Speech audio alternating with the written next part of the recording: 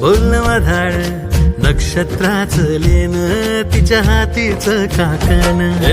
गालावरील आज गावरान वाज गळजाच्या शिवाराला